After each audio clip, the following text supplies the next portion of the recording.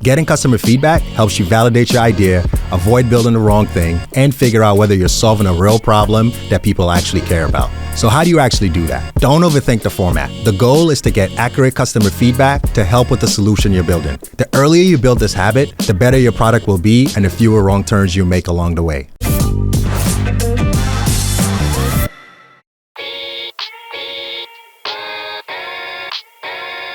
I remember early on in my founder journey, I used to share my idea with people I knew would tell me it was cool because it felt safe. But deep down, I was avoiding conversations that really mattered, the ones with potential customers. Today's question is about how to get early customer feedback. Let's hear it. Hey TxO, I'd love to run something by you. You know, I keep hearing that I should be doing customer interviews and getting feedback on my early product, but to be honest, I have no idea where to start. What does that even look like in practice? Where do I begin?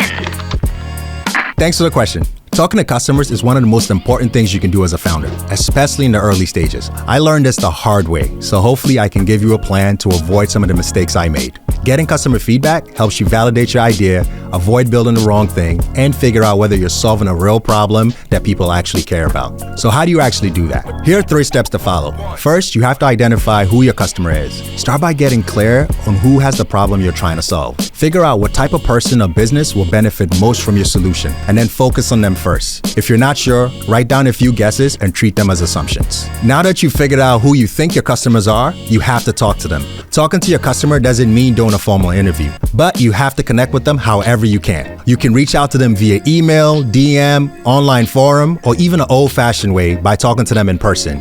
If you have early users, ask them to complete a quick survey, leave a review, or share feedback through a short form. The format doesn't matter. What matters is asking the right questions to understand their pain point so you can create a great solution for them. After you've identified the ideal customer profile and you've spoken with your customers, your final step is to make sure they care enough to pay.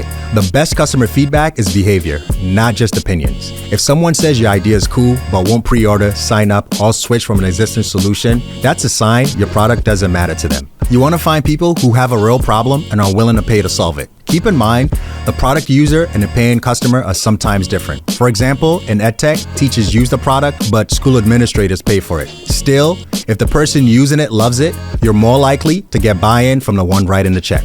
So to recap, identify your customers, connect with them however you can, and look for signs they care enough to pay. Don't overthink the format. The goal is to get accurate customer feedback to help with the solution you're building. The earlier you build this habit, the better your product will be and the fewer wrong turns you make along the way. Good luck with talking to your customers, and hit us up if you have any additional questions.